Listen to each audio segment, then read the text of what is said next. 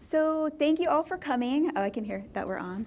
We appreciate you coming on this Saturday afternoon. We know you have a choice of things to do, and we appreciate you all being here. And thank you, ladies, so much for coming and taking time out of your crazy, busy schedule to be here with us. So you watched enough of the film to know enough about it that this Q&A is still going to work, and we're going to rock it. So the first question I have is, what was the genesis behind the film? And how did you two get connected to make it? Should I start? Yeah. You can. For me, it was, we have different Genesis. Yes. Woo. For the film, for me, I had been acting for a very long time, and two things dovetailed for me. One was that I was really disappointed with how women were portrayed in film. I didn't find the characterizations very relatable. I felt that they were very much in service to the male characters. They were almost always described by how they looked and not by what they did or how they felt. And I started to question whether or not I wanted to even act anymore. I really want to find meaning in my work, and as we all do. And I was having a hard time finding meaningfulness in the work. And then at the same time, I started volunteering in this kind of search of, well, what else would I do? I've always been interested in children. And I started volunteering with an organization called Peace for Kids, which is a foster youth organization in Southern California. And I started to learn about what it means to age out of foster care. And I was really blown away by how much I admired these young people that I was meeting, and how they could also have these same feelings of lostness, of wanting to find your purpose, as I was having, and yet there were no safety nets around them, and there was a million forces acting against them. And so I wanted to tell a story where I could emotionally be honest, myself, in a character that's trying to find meaning, in a character that's having kind of an existential crisis, but hopefully also shed some light on something that I found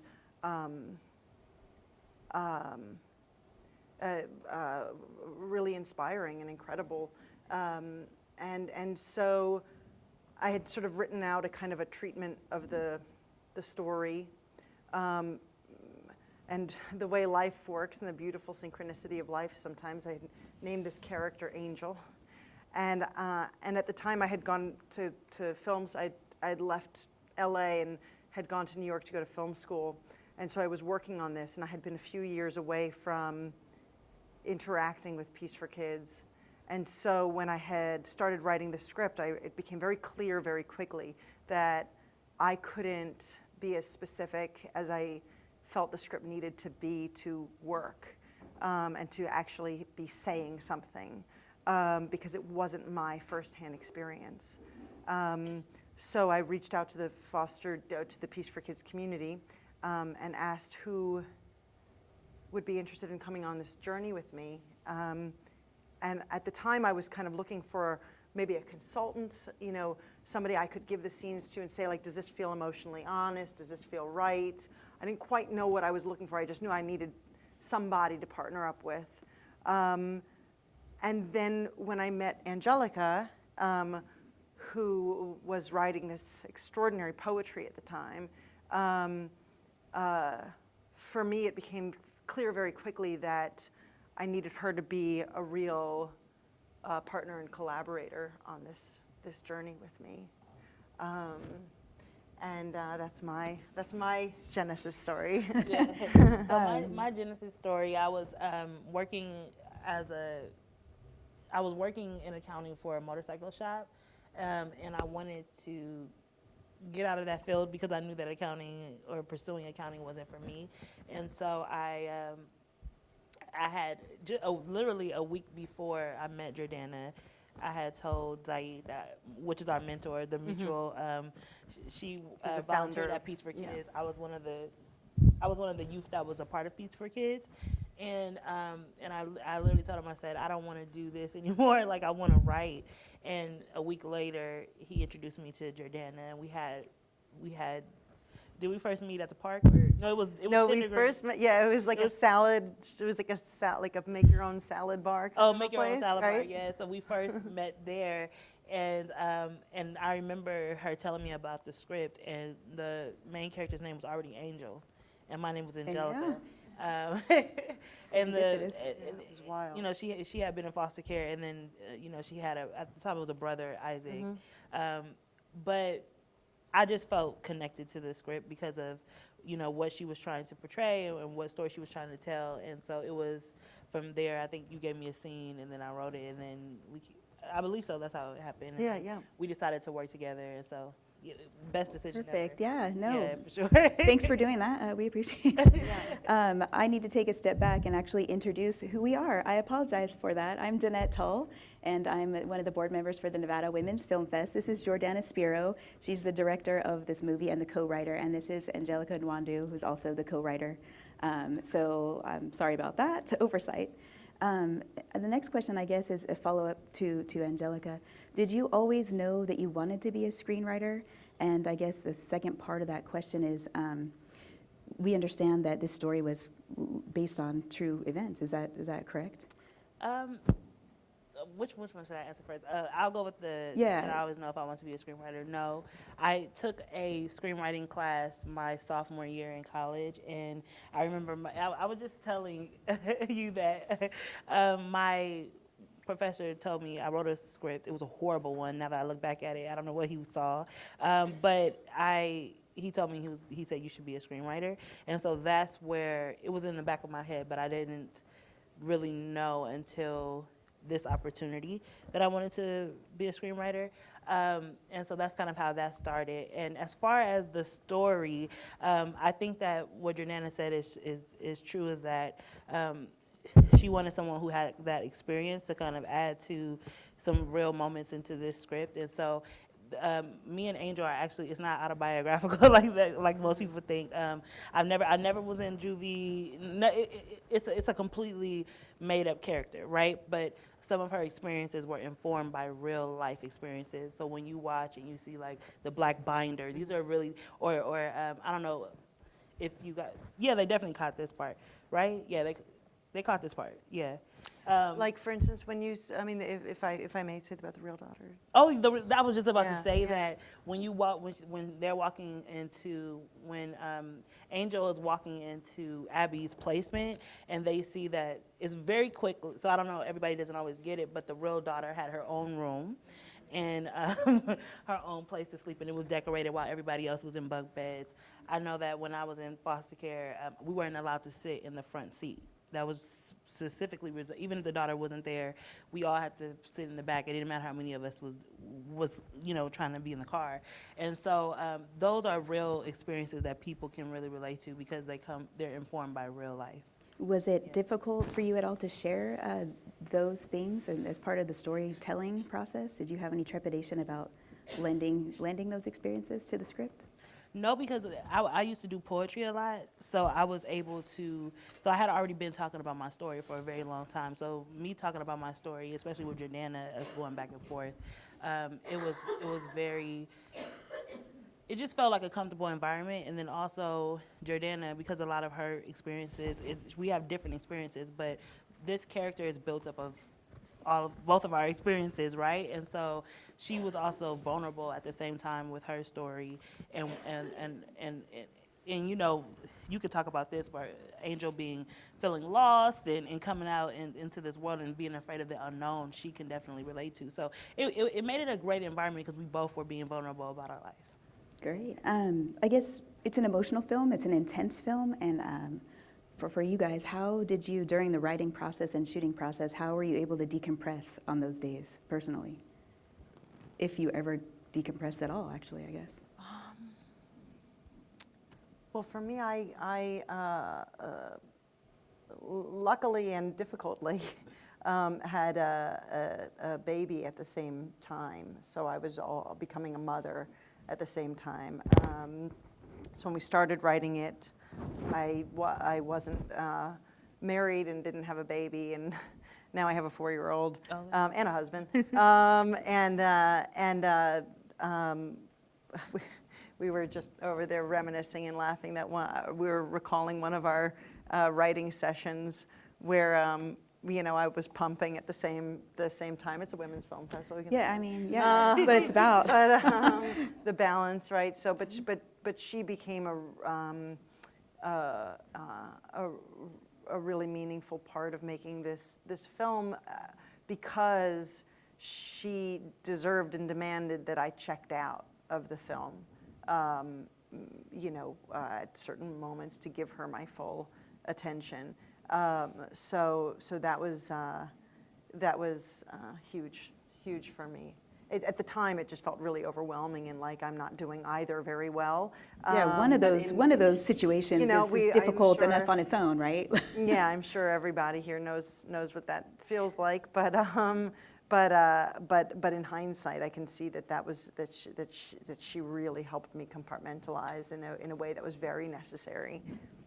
How about you, Angelica? Did you have any need to step away and just sort of decompress during the process? I don't think yes. Or was the writing part of getting it out? I think that this process was therapeutic for me because as Angel was confronting her father, I then in my real life went to confront my own father. And so I think that for me, it helped to get me to a place where I was, as she was confronting her fears, I was confronting mine. And so it actually helped in my real life, you know what I mean, as far as getting closure, I guess, you could say it's closure, but and emotion and getting that therapy and the things that I needed, yeah, it definitely helped to spark that in my life. That's cool.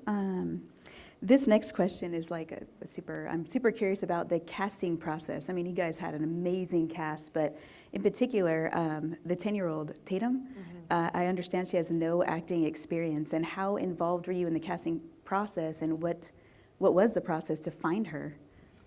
Well, so she was actually 9 when we made the film. She actually texted me just yesterday to say, hey, did you know today was the 2-year anniversary of my being cast? Which I thought was really cool. It was a very long process. I was casting for about a year. I knew from a previous short film of mine where I'd worked with kids who really needed to come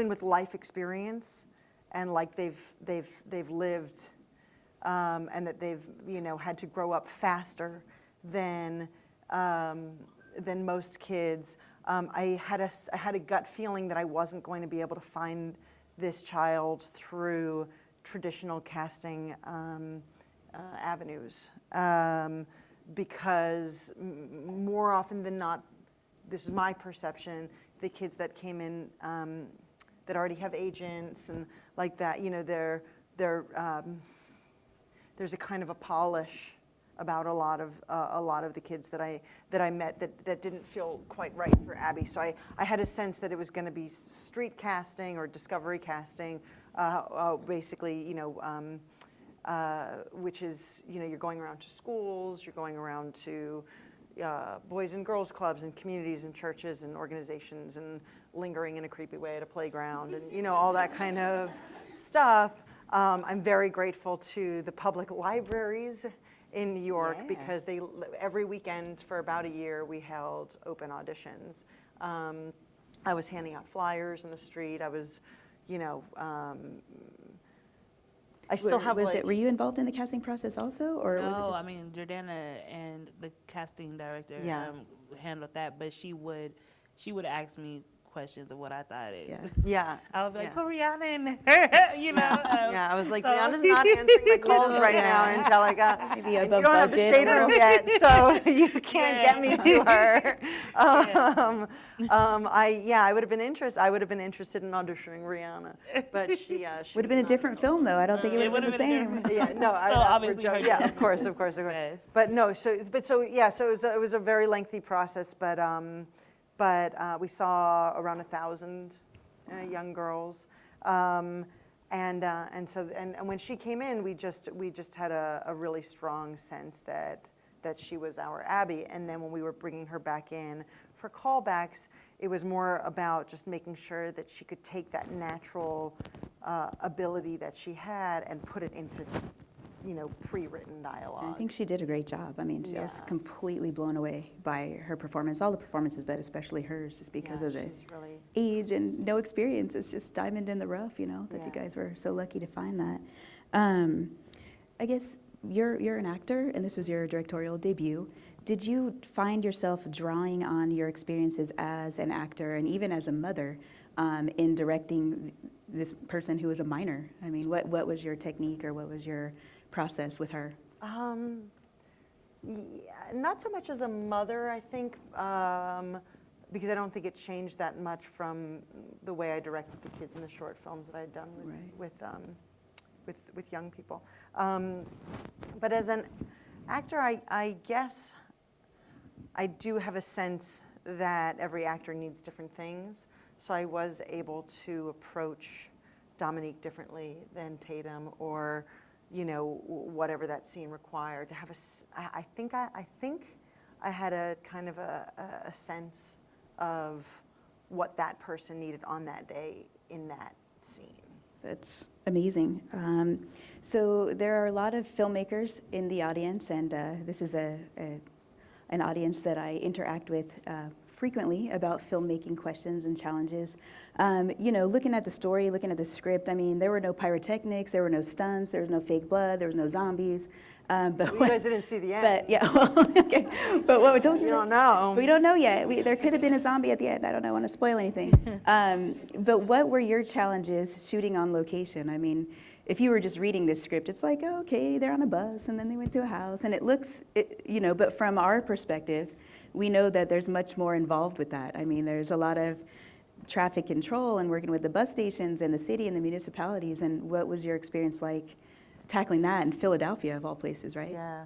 Well, I'm glad that you said that, because it does. Even for me, when we wrote it, we were writing a script that felt like it had a doable world in a budget sense. We were writing something small on purpose from a logistical standpoint, so that we wouldn't have any excuse not to make it.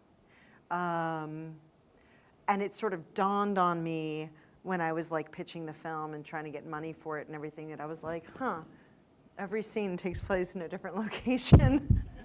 That's tough. Tougher than you thought, right? Yeah, I forgot that that's sort of a thing, and that it takes place in like 48 hours. So you don't have the same kind of flexibility about how you group scenes together, because of course the time of day is so vital, because it can't be night, day, night, day, night, day. You know what I mean? It's essential to make sure that that there's continuity there. So it was really difficult, and I just feel really grateful to the two producers that I had, the three producers, Jonathan Montepar, Alvaro Valente, and Danielle Renfrew-Behrens, who really helped me hold on to a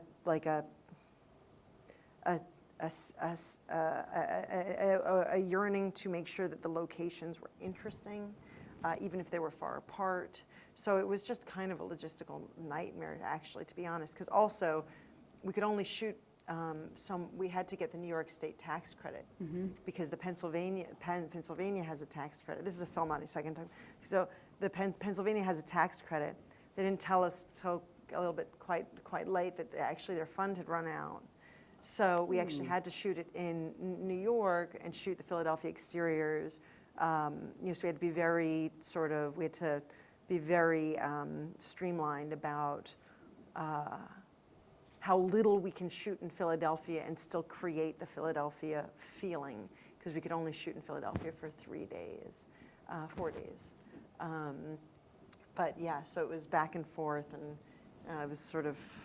Was there a specific reason why you chose Philadelphia? I mean, you had the beach scene and all that other thing. I mean, I'm just curious. I work for the Nevada Film Office, so I have to ask you, why Philadelphia? Yeah.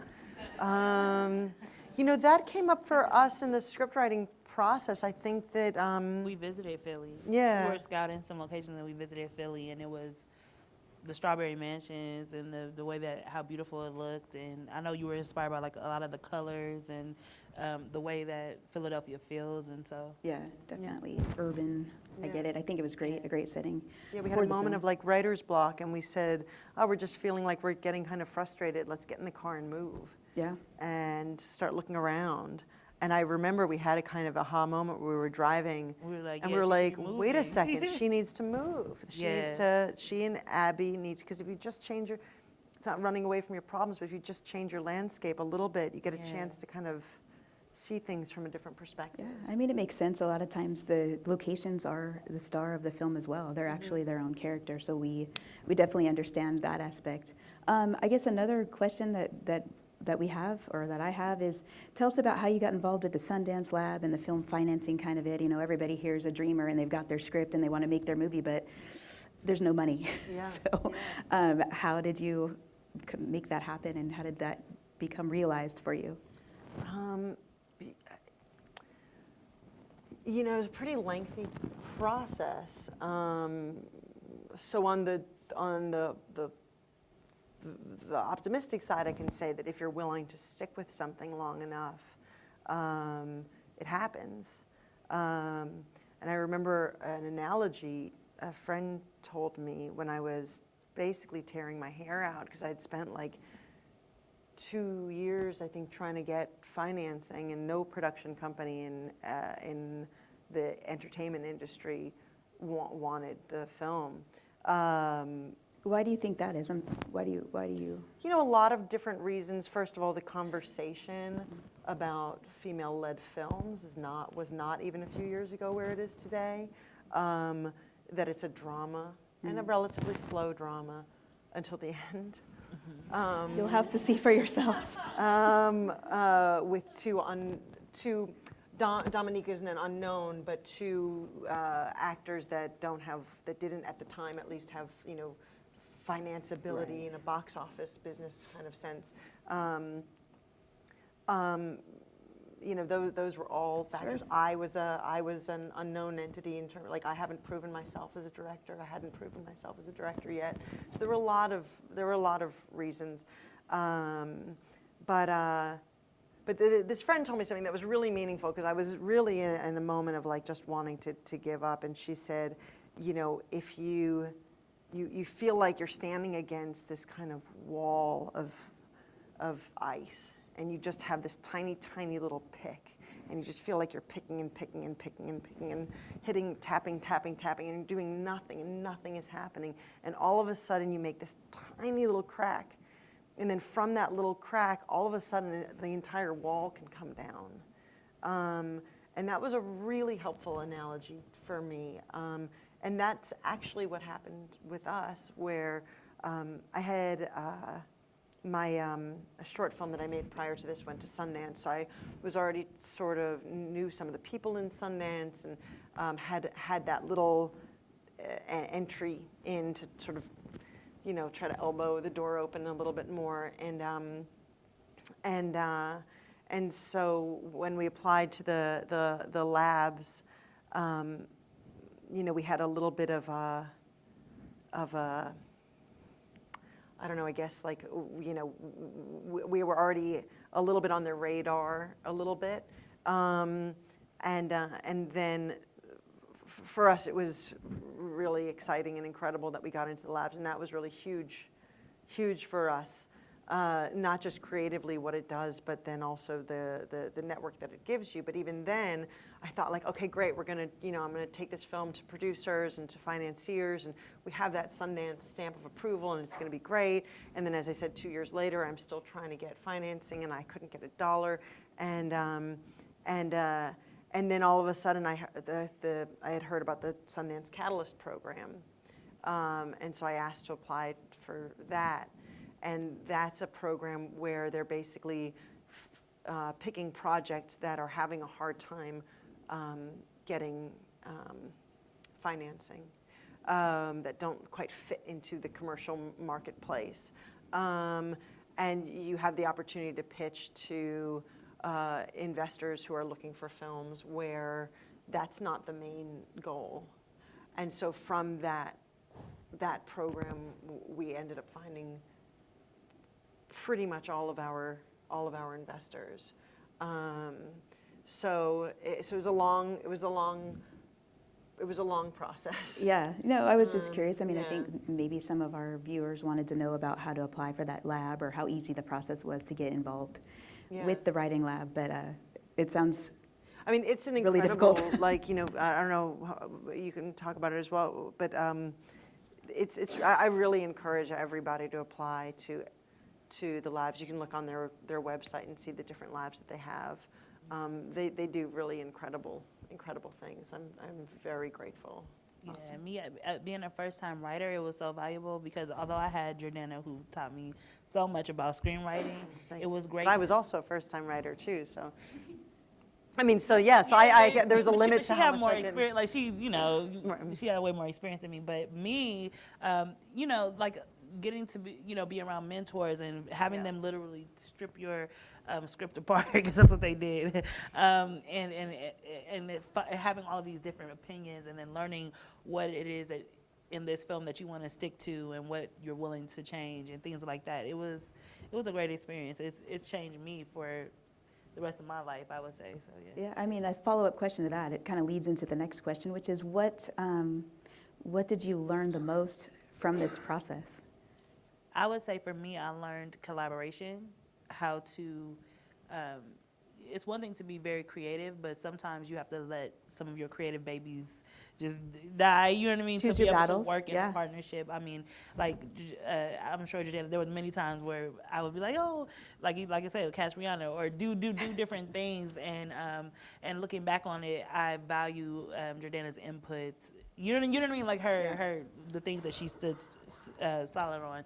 And so for me, I would say that collaboration is one thing I learned.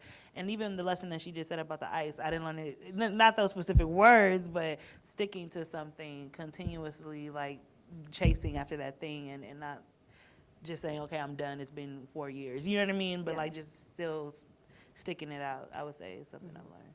Yeah. And to be proud of what it is that you're putting out, regardless of, because that fear sometimes, of what people would think of the work that you've done can be, it really could just, freeze you, you know what I mean, so that you don't do anything. And so even now in my career, I'm just like, let it go, let it out. This is what you created, you know what I mean, and just be happy about the creation rather than the response, Yeah, I really know what you mean about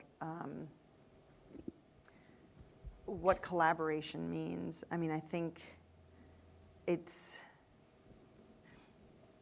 like we had some difficult moments, and I think that's a nice thing to share actually, because I think that's important to recognize that it's not about like to find your collaborators. It's not about things being hunky-dory all the time. It's about challenging each other.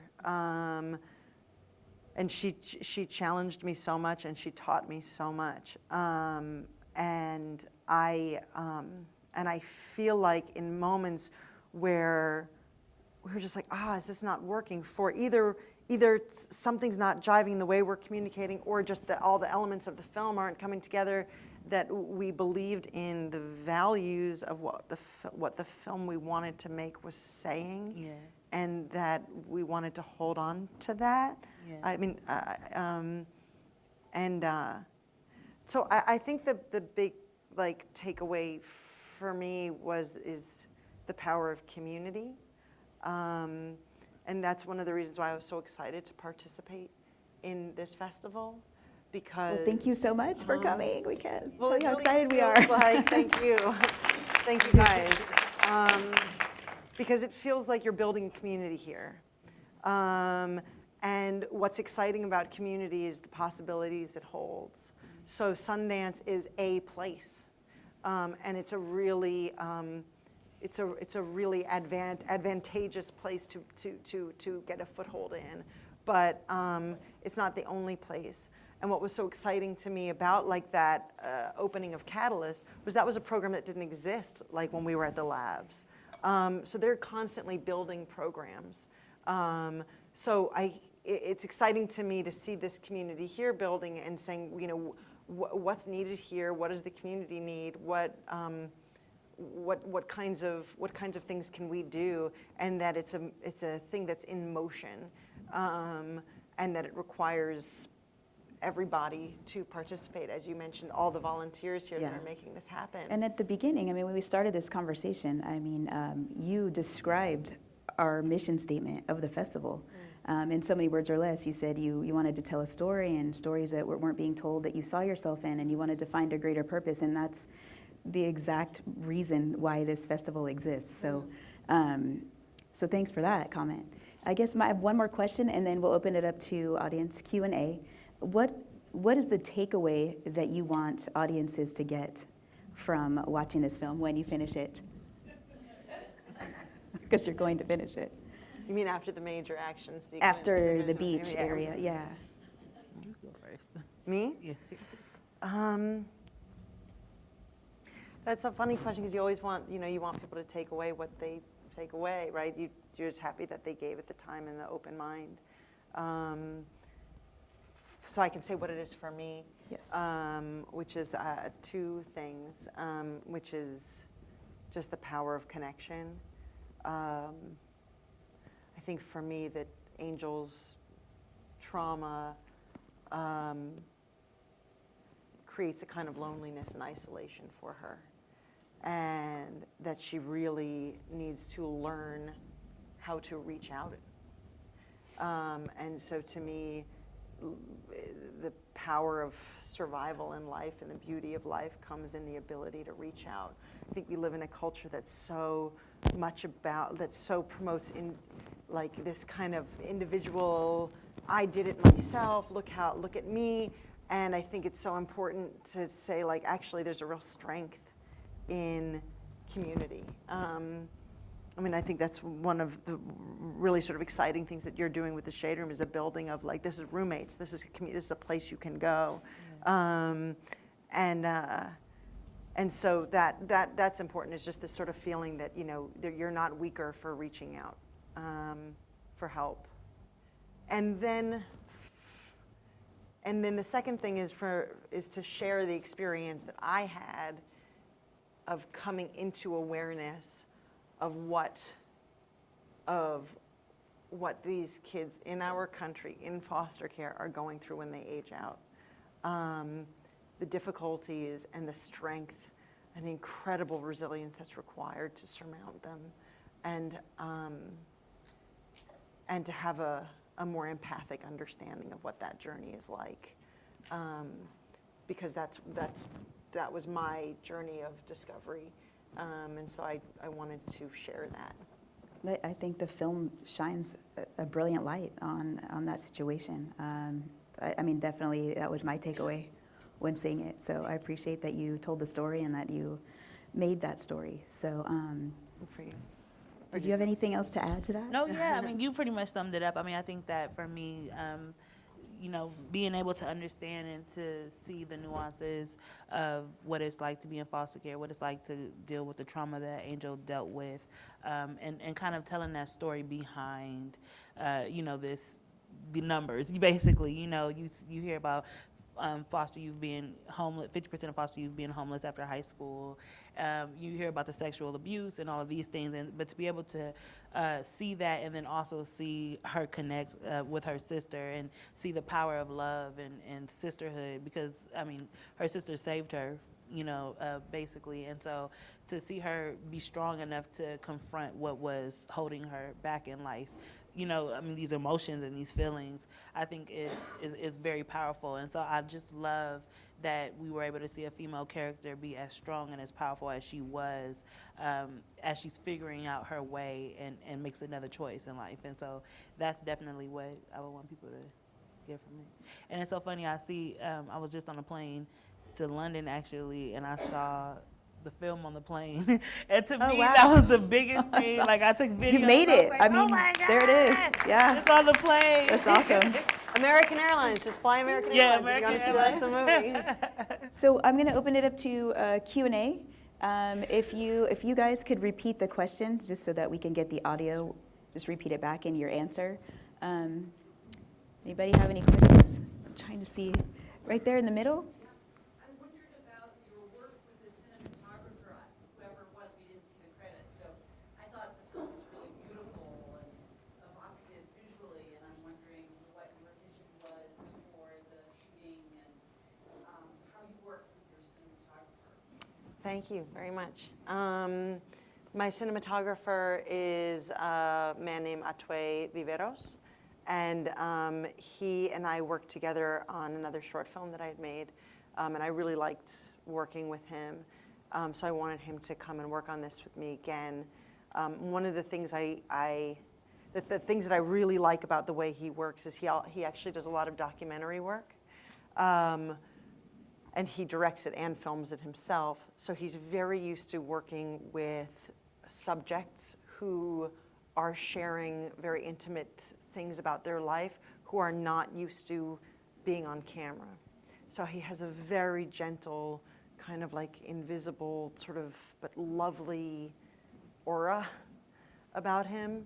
And I just didn't know who was going to be Abby, and so I didn't know how, sensitive we would need to be around, Dominique is, Dominique's a professional, she's trained, you know what I mean? So I wasn't worried about that. I knew that she would be able to turn that, fourth wall off, but I didn't know with Abby. And then he has this, he lives in Mexico, he's Mexican, and so everything in the US is sort of like new and like beautiful and everything, and I wanted the film to have a kind of a grace and an elegance and a beauty to it. So his eye and just the way he looks at things, I knew he would help me find beauty.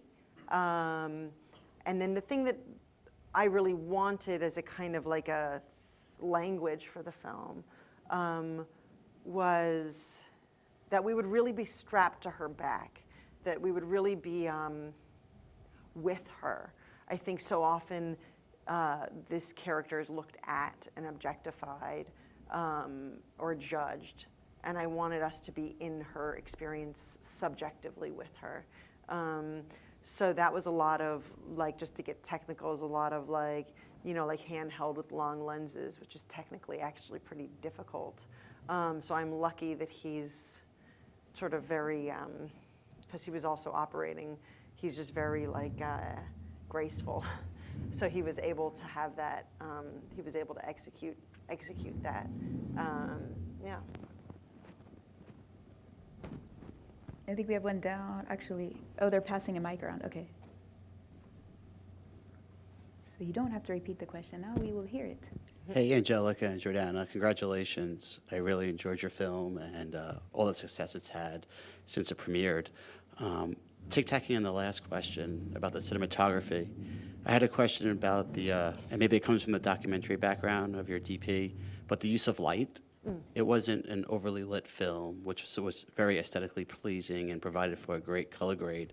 I was just wondering if you could talk about sort of some cinematic cues you gave your DP in terms of lighting and how your protagonist just shined, and it was so free-flowing. Thank you.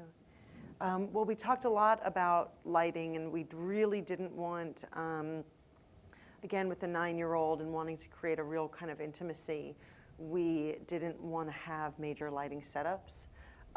We didn't have the time, we didn't have the money, and we decided to,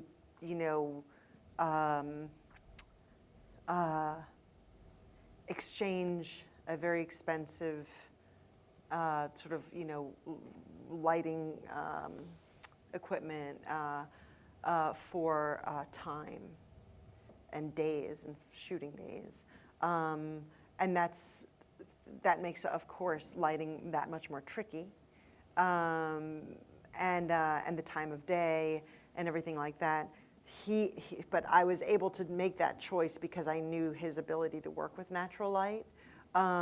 He does very complicated things with bouncing light off of mirrors. We had these very big mirrors, and he's able to diffuse light very beautifully, diffuse natural light.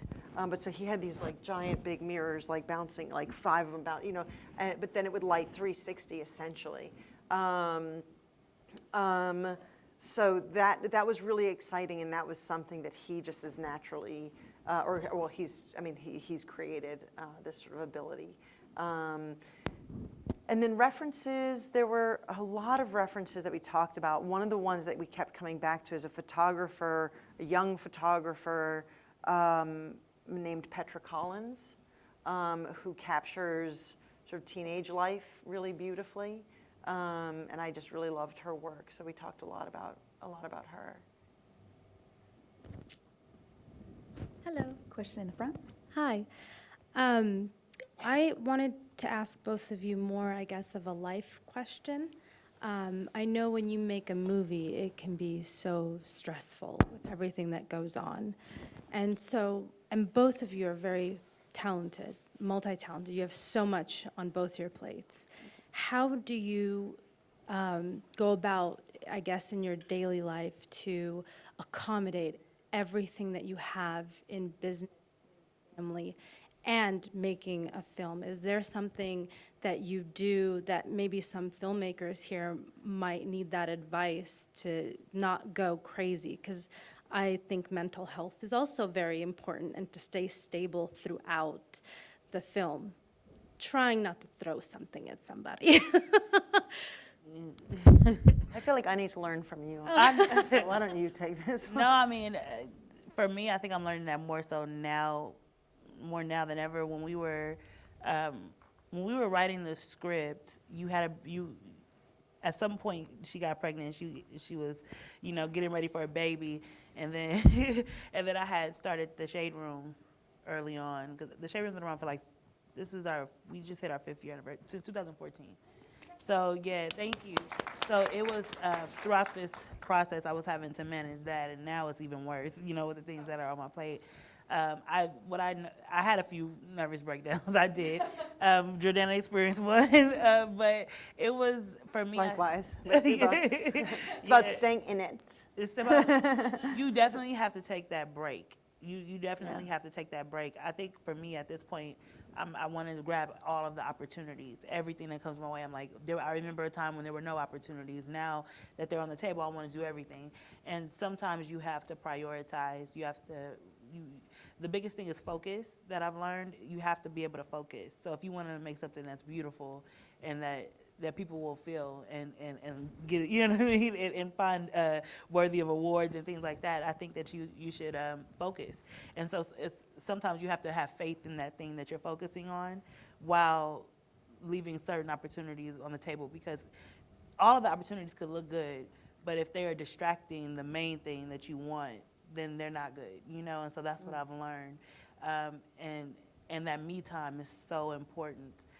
Taking that time to really just, whatever it is, meditation, prayer, workout, whatever it is that makes you feel yourself again, you have to do, because it doesn't help your writing at all. I noticed that. Like being, distracted or having so much on your plate and being stressed out does not help writing. It's the opposite, actually. So that's what I'm learning. Who has the microphone? Craig, down front. So this film was so beautifully done, cinematically, with such a small budget. And you set the bar so high for yourselves. Do you have something next planned, or do you want to jump right in and do something again, or what are you going to do? For me, it was. It actually piggybacks a little onto your question. For me, I had a really hard time when the film finished and we went into the distribution aspects of it, and it became like all of a sudden, you don't know anything about your film, you know what I mean? And you're sort of lucky if you get invited into the conversation. And it felt very strange because you had just like strapped this, you know, you'd just been pulling this, you know, raft through a forest to get to a river for it to have some momentum for so long, and to say like you don't know anything. It was a hard. It was honestly like tricky. I'm sharing this only because you know it's film people here and everything. So like I don't know. It's but it was hard for me, and so I think it's actually only been the last couple of months that I was able to get into a place where I could think of the next thing. And I actually was speaking to a friend of mine, Jeremy Jasper, about like a friend of mine who had a film come out and everything like that, and I was seeing him, you know, a year, like, or this was the conversation with him was like a year after, and he said it took him a year, and that really helped me. And he said, you know, in that time, I just needed to go back to, because you have to take jobs for money, but creatively, I wasn't pushing myself to come up with the next thing, even though it's the moment where where you have a light shined on you, and people are asking you what's the next thing, and you're like, I just closed up the editing room of this. Like, I don't know. And he just said, like, you have to go back to what, like just watching movies or going to museums or listening to music and just being reminded again of what you actually like and what interests you, what turns you on, what gets you excited, what you want to say. In this world, like you were saying, touch up back onto that me time. Give yourself time to get internal again. So that was hard for me that was really hard for me to realize because I wanted to have the next thing ready.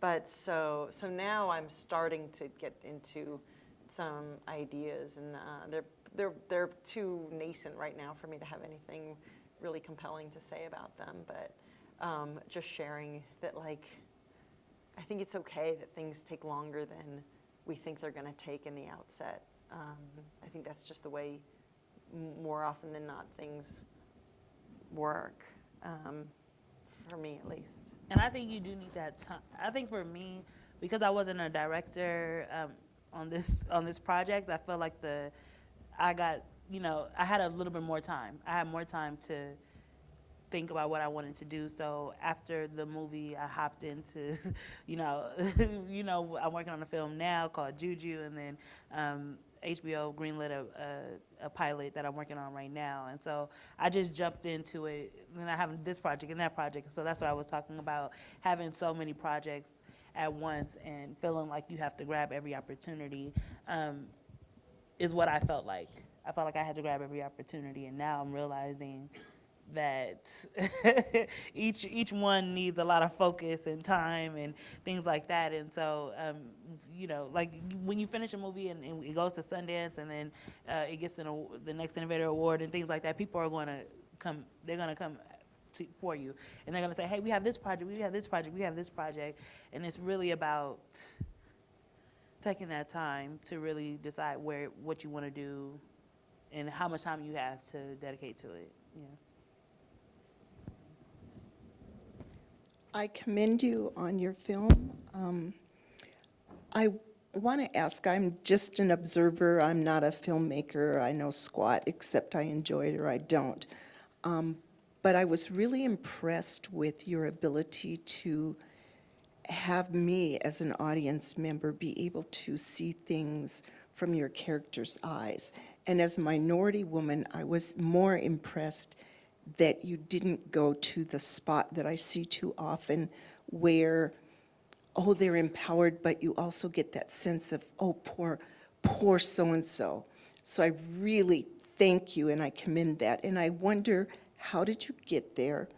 Because I don't see that very often. And when you talked in your discussion about what does collaboration mean, tell me how you collaborated. How did you get there? Because that's a very amazing jewel. Thank you very much. I just want to speak on that Yeah, part. go for it. because Jordana has come, we both had our adversity and, in our lives, and we were strong women, so I don't think we could ever write a film about a woman who needs pity. Like, just from us being strong women ourselves, we were always going to make her a victor. We were always going to make her victorious, and that's just what it was, for me. But as far as like collaboration goes, I think it looks different for both of us. For me, it was about being open, right? So for me, it's easy to think, oh, I'm a black female. I was in foster care. I have this authority over this of what I know about this person. But being able to take a character and understand that both writers are putting their lives into this character, and both writers have a different perspective and point of view, it really opened my eyes to see Angel as bigger than what I had initially saw her as, that she's a character that can transcend, different lives, past history, different race, women, you know what I mean? Like a lot of women can relate to Angel, and everybody can relate to being afraid of the unknown. And so for me, I feel like it opened her character up. It made her a much larger character than what I normally expected. I mean, and as far as like the technical collaboration, she was in New York, I was in LA. We would write scenes and send it to the other person, and then, sometimes we would write the same scene and be surprised how this person perceived that scene and how, the other person did, and we would combine. I mean, there were just so many different things, but we did have to work from her being in New York and me being in LA. There were times where she would come to LA, and then there were times where I would go to New York, and we would have these powerful like writing sessions.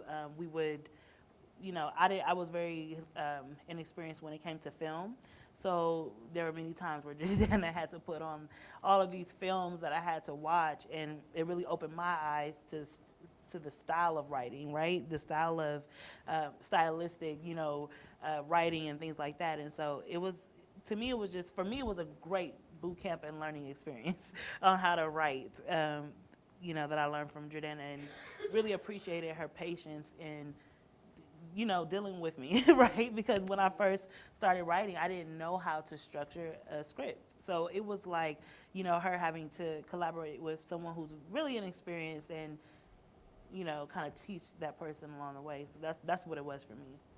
Yeah. Thank you for that. I think that I think we're both like hard on ourselves and hard on the work that we want. Like we have high standards for things, and so we were going over it and over it and over it. And what does that detail mean? And what does that mean if she does that? And it was kind of interesting when you said like, oh, actually that was back when Abby was Isaac. And it was funny actually, because there was a moment in the script where, in the first draft that we had written, where she had a little brother. And I remember I was talking to a mentor of mine, and he said, and he was like, okay, so tell me the story. And I was telling him the story. He said, so wait a second, you have sisters and your co-writer has sisters? I said, yeah. So why are you making it, why isn't it about two sisters? And we talked about that, and we were like, wait a second, why isn't it about two sisters? It didn't, what? Like, oh my God, of course. And it's funny, because I've tried to like think about that in hindsight a little bit, and I wonder, and I'm an overthinker, but I wonder if there was part of that was a holdover for me of there needing to be a kind of a male presence, that two women helping each other and lifting each other up was somehow not enough, and that's why I didn't go there at first.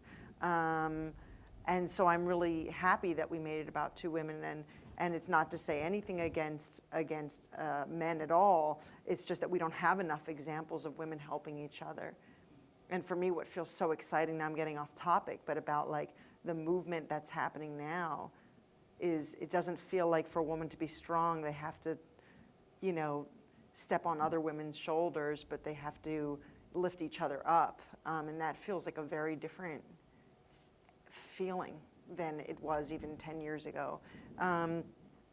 But it really was, I just feel very grateful to Angelica because we definitely sat through some uncomfortable moments, and that she stayed with me is a very meaningful thing, because I think it's so easy when things get uncomfortable to run, and to say, fuck this, I don't need this. It's not even paying my bills. You know what I mean? Like, you know, like I don't need this, and we stuck with each other, and. You know, I pushed her to think about things the way she hadn't thought about things. I can say that because you said that. I would have never given myself that credit, so thank you. That feels nice to me to hear. But I feel very much the same way, that you pushed me into making me think about things in a way I hadn't thought about. And so we kind of kept doing that. We never let each other sort of settle. And it was frustrating at times, but I think I can say I feel very gratified about it and very deeply satisfied and very grateful that that you let me have this example of what it means to stick in something with somebody. So, thank you. I don't know if that answered your question. Okay. Thumbs up if you didn't see it. The film, while sitting here in the film, when the part you just said about adding the male, the part where you had the little boy, her playing with the little boy, I get emotional. Because that part, although you didn't have the male figure per se, because we didn't get to see the end too, I didn't know if the little boy was their brother or I didn't know. But the fact of it, that connection, the connection that the two of you have and what you went through in the film, it came through with the little boy and the young girl. So the one thing that the question that I wanted to ask of the two of you, in that part of filming it, did you realize that you had just then brought in the little boy? And then when she told him, we're busy, I'm gonna take you over here. But the fact was still that camaraderie was still there. Well, I'd love to just share a little detail about that. First of all, the funny thing is that little boy is actually Tatum, who plays Abby's little brother. So I was like, oh, thank goodness we have a toddler that will listen to Tatum. In the film, they were in foster care, so he was their foster. Yeah, so he was a foster brother. Okay. But in that scene in general, I remember, and this was what was so nice about us having so much discussion in our writing process, was then at a certain point you're on set and the writer's not there. I mean, they visit and everything like that, but they're generally not, present every take and everything like that. And so you have to go. There's that expression of the film you write, the film you shoot, the film you edit, and there's 3 different movies, that kind of thing. And so there were a lot of ways in which I could have really screwed things up. And it was, so for instance, that scene, the gentleman playing the older foster kid who sort of walked by in the hallway, it's a little detail, and he says, hey, and he's nice. At first, he didn't know how to be. There wasn't that much detail there, and he just was and he was a little bit curt. And I asked him, could you do it where you're being nice to them, where you're just being welcoming? And that was because Angelica had shared this detail with me that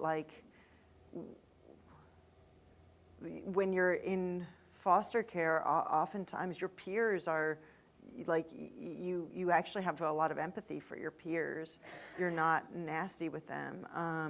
It's not that there's a real kind of, that there's an understanding of what everybody's in it too.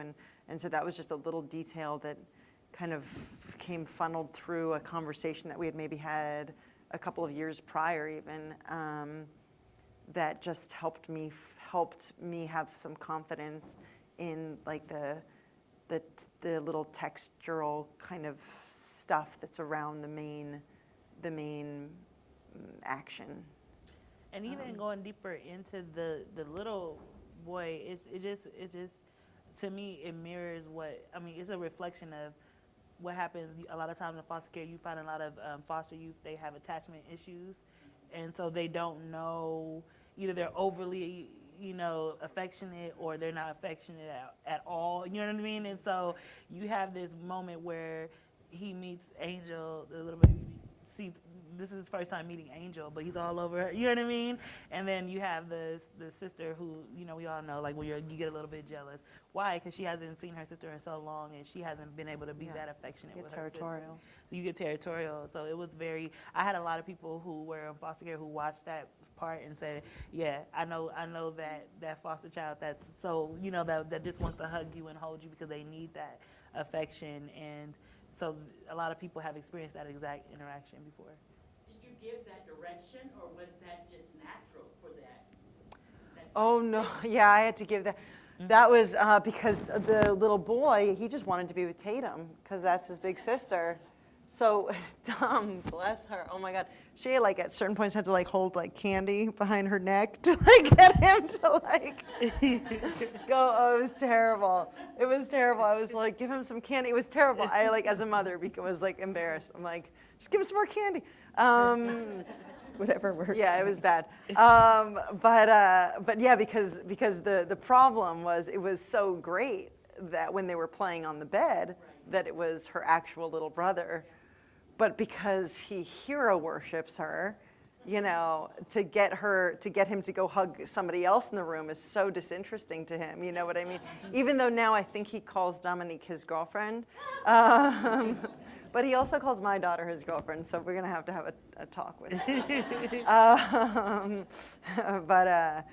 But yeah, just a little funny anecdote about that scene. There was a moment where in the bed where she's giving that kind of speech, and she's doing this great job sort of rattling off all this information and flipping him around, everything like that. At one point, he just started going, fuck.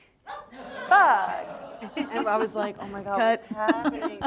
And his mom, and Tatum's mom, who's the best, and she really was an angelic presence over the whole, I mean, when you say cast the parents, when you're casting kids, it's really true. Tatum's parents were just these beautiful kind of guardian angels over the whole thing. But she was watching the monitor, and she had stubbed her toe that morning and said, fuck. And so, and he repeated it, and of course they started laughing, so now he realized he had this gold. And she was just beet red behind the monitor, so embarrassed. And we had it in the cut for quite a while until we realized it was just it almost seemed like we made him. It was so cute that it was it almost seemed like we wrote it. And it felt oddly forced, right? Even though it actually happened, but it was sort of funny. So that's now when I watch that scene, I actually just think about him with his little dimples going, fuck, fuck. Well, I'm never going to see that scene the same again either. Sorry. Now, but no, that's great. Next question, we have one from Heather back. Yeah, I was going to ask a question. Well, so first of all, I first got a chance to see Night Comes On at Sundance, and it's a film I'm never going to forget, and I heard the two of you speak then, and I was struck by the fact that, as one of the people in the audience commented, this film takes us on a really empathetic journey with Angel, with all of these characters, and in a very respectful way. And I wonder if kind of that journey, the memorable nature of it, the intimacy of it, kind of comes from the strength of the collaboration between the two of you. And, I'm a film professor, and I think we often conceive, in the film discipline, of screenwriting as this kind of solitary practice where someone, kind of goes into a room and produces that brilliant screenplay. And some screenwriters have worked collaboratively. I know it is different in television, where there will be, for ongoing shows, a writer's room. But for film, it is often a single person writing a screenplay. And the two of you have had such a productive partnership. And I wonder if, like, going forward, you kind of see screenwriting as something that is collaboration, that you see that as the most advantageous way to approach it.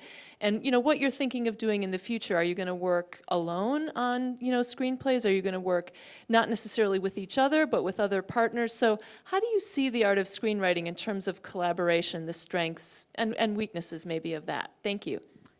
I want to talk on that. So my film now that I'm working on, I'm collaborating. I think I got spoiled. You know, I just see so much beauty in collaboration that your partner can add so much to the script that you can't see. And even there are times where I would send Jordana a scene and it would just be way out, like, you know, not good at all. And I could, you know what I mean? Like it's great. But there's one thing. But there's in one it thing in that it. then I was like, I was like, yeah, it's not right, but I had nothing. I was blocked, so I had nothing to show for it. But your one idea that was in that thing that also wasn't working was the thing that I needed to unlock the door that I was standing in front of. Yes. And then I could take it to that place. And then, so, yeah, sorry. Yeah, it was definitely, I would be able to work off of her work. She would give me a whole new idea of how to look at that scene, you know, so it would help me. I just see so much beauty in collaboration that it would be hard for me to just go in there and write a screenplay by myself.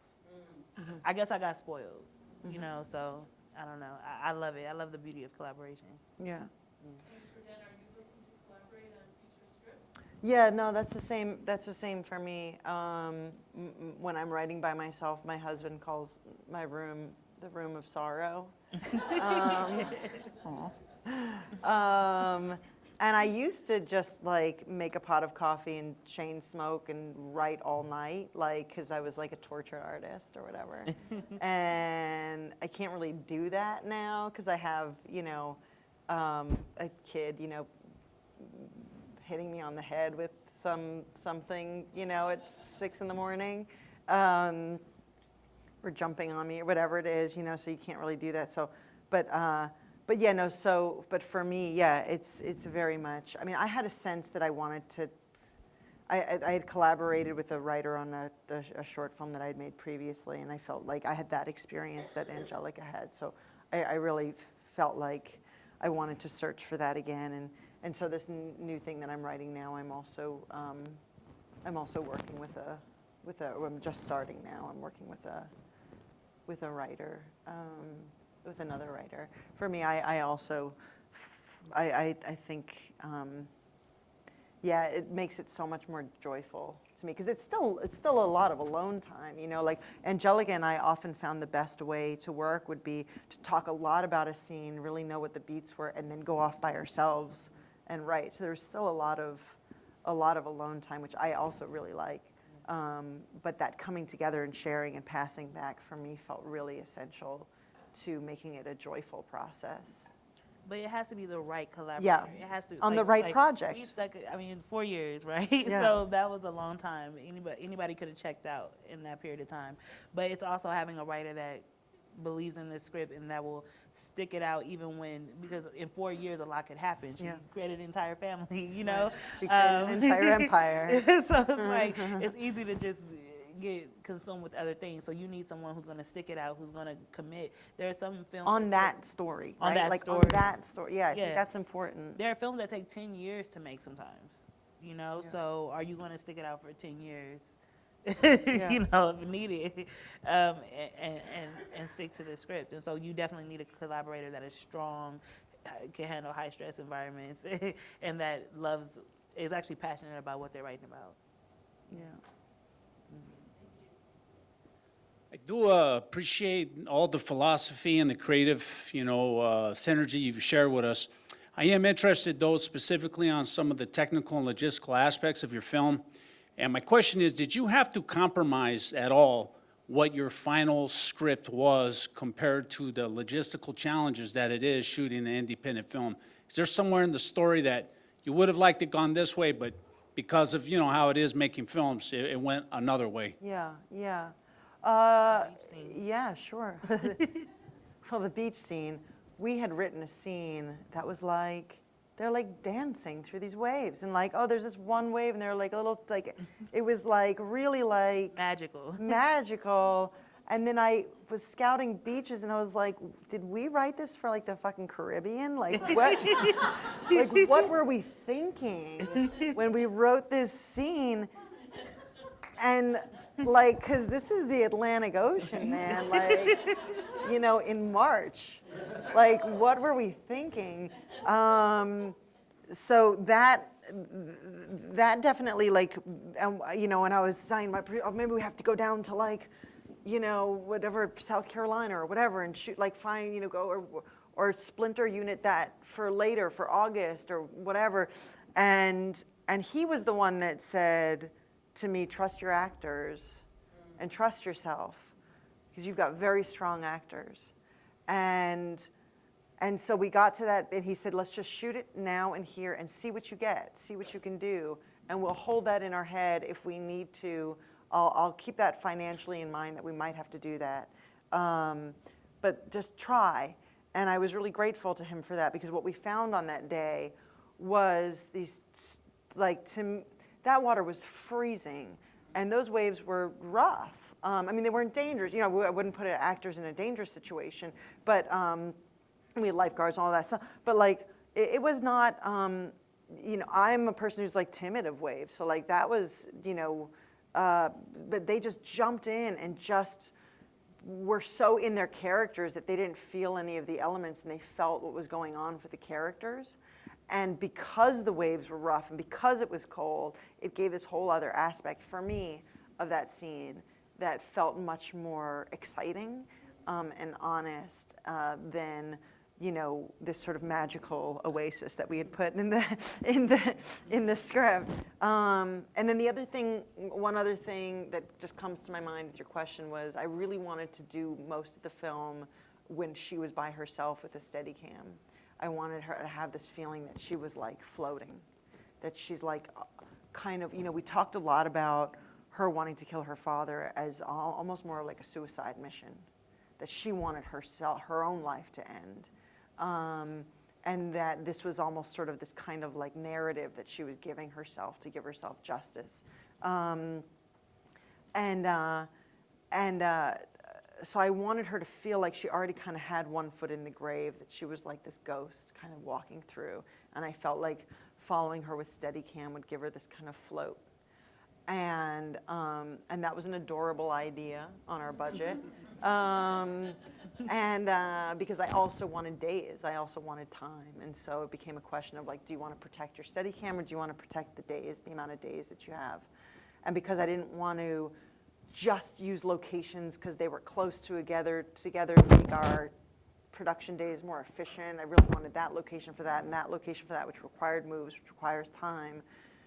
This Steadicam fell down the list of priorities, and so I got my one Steadicam day, which is the day that they go through the girl's house, the suburban girl's house, and we sort of float around the whole house with her. And I chose that day because I wanted that to feel like this kind of dream of, so it ended up, for me, it felt like it ended up working, that scene has a slightly different style than the rest of the film, because for me it does feel like she's sort of having this dream experience of what if this was my life and what if this was my home. Yeah. This question might be kind of a piggyback to the question the gentleman just asked up there. But thank you, Jordana and Angelica, for your beautiful work. I know you guys mentioned that this was your first time screenwriting, and wow, amazing. The silence in the film that you guys brought through was very, very beautiful, very haunting. So I think you executed that kind of ghost walking very, very well. My question for you is, as a newer screenwriter myself, we're often given this advice to, lend yourself to the story, that not to judge the words or judge the script or the story, and those who will connect to it will, and those who don't kind of thing. With that being said, did you guys find yourself, judging your work throughout throughout writing the script together, with collaborating with each other and getting different perspectives, as well as, the culture and our current climate transitioning as well? Did that kind of influence what you wrote, and or did you judge it, or did you restrict certain things to not complicate that or anything like that? And how'd you deal with that? I think so. I think there were definitely times. I mean, I don't know. There were times where, even whether she kills the father or not, right? There were some people who would say, "Oh, the ending will fall." Oh, never mind. I don't want to give out any spoilers. Oh, right. Oh, right. But Basically, like when we were at the Sundance Labs, Quentin Tarantino was one of the mentors there. And like, I guess like, because the mentors then go and talk without you there about like each person's script. And I guess like the whole thing devolved into like, well, should she kill him or not? And Quentin Tarantino was like, yeah, kill him. Yeah, the chick's gotta kill him. And so when Quentin Tarantino is telling you, and we're like, fuck, we gotta kill him. We gotta kill him. We gotta kill him. Right. But that's funny that you mentioned that part, Sue. But you were talking. I'm gonna shut up. No, I mean, there's different things like how would people. I know one thing that you said was we don't want it to be an after-school program, PSA or whatever. Yeah. You know what I mean? We didn't want it to fall into that pity category of, oh, look at how poor foster child. Like, we didn't want it to be that way, because we wanted her to be victorious and her to look like, a strong. Or who she was saved by. Or who she was saved by, exactly. Yeah. So there were definitely times when we judged our work. I don't think you can write a script without judging your work and thinking about what other people would. Because this is for other people to see, So you can't do it. You just have to be very centered and strong on what you want to portray. Right. And another thing, this wasn't a Right. question that was asked, but this was something. It's so funny because when we first met, there was another girl that was going to be a part of this, potentially be a consultant or a part of the script, and she just reached out to me the other day because she left early on. And she reached out to me the other day, and she said, I never knew like this opportunity would have turned into this, right? And so being a new writer, it's important to, when all of the opportunities are not wrapped up in like a perfect gift box, with the bow on top. And so it's important to kind of seek out that opportunity, even when you don't know the potential of it or how big it can be, but seek out that opportunity to write. And as long as you really connect with the story and what the writer is trying to say, I would say, take those opportunities, because that's one thing she told me. I wish I would have taken this opportunity. And so sometimes you have to be able to see something for the beauty that it is. This was a great opportunity for me. I will never, ever, if I could rewind it over, I would have just worked even harder, you know what I mean, at it, because it was a great opportunity. So just a bit of advice for new writers. I think we have time for maybe one more. Hi, I'm Kim Renee, and I was wondering if this project was a SAG-AFTRA project. Yeah. It's where's Renee? I'm right here. Yeah, it was a modified low. Oh no, ultra low. I can't remember which category it was. And, but yes. and did you find the ease of it working with SAG-AFTRA quite easy? I'm a member as an actor myself, and I'm a fan. I think that they work really hard to make things possible. They also we also were able to be part of their diversity incentive, which is very powerful and valuable when you're making a film at such a low budget. In the past, we've had a lot of people say that it's difficult, and that's why they chose not to go with it. But we're really working. I'm Kim Renee, the president of Nevada SAG-AFTRA, and we're really trying to work on making it easy. She's not a plant, by the way. I really wanted you to portray to the new filmmakers that it's easy to work with us, and that we really want to get all the new filmmakers out there involved in the SAG-AFTRA project, and how we're trying to make it easy. Well, what I found, and this is now, as I can prove, not because I now know that you're Heard of it? But what I appreciated was that it was actually more of a conversation than I anticipated, because it's such a big union, and so you just feel like, you know, you're looking on a computer and you're looking at the numbers and the categories and all this stuff, and you're like, well, I don't fall into it, so Jesus Christ, what am I going to do? Da, da. And it's like there's actually a conversation, and I mean, I guess like in terms of like listening to like what we learned, I really learned through this that if there's a will, there's a way. There is, in fact, always solutions. And that I found with working with SAG-AFTRA, and that I found with just about anything. There's always solutions. There takes compromise. You know, like for instance, I got so many days because I had an incredible crew. Like, I haven't even talked about my crew, but like the crew was amazing, and they worked for so little because they believed in what they were doing, and because I had a wonderful producer who surrounded me with people that were interested in the story, and he made sure of that before they came on board, that they were there for the right reasons, all this, like, I think there's always solutions, and that's not to say that they're not easy, or that, like, for instance, again, with my crew, I wish that they had gotten, you know, more compensated, or anybody on the film.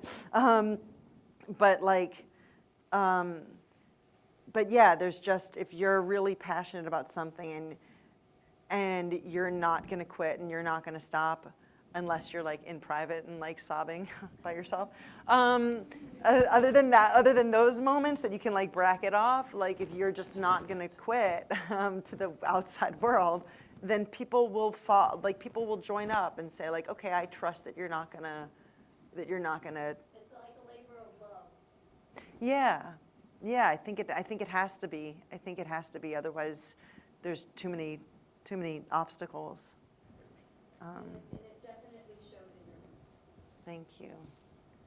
Hopefully not all the tears. I'm gonna. I think we're close to running out of time. So I'm gonna call. I'm gonna call Nikki Corda down here. She's. We talked a lot about collaboration. She's one of our collaborators, and we talked about sticking in it and staying with it.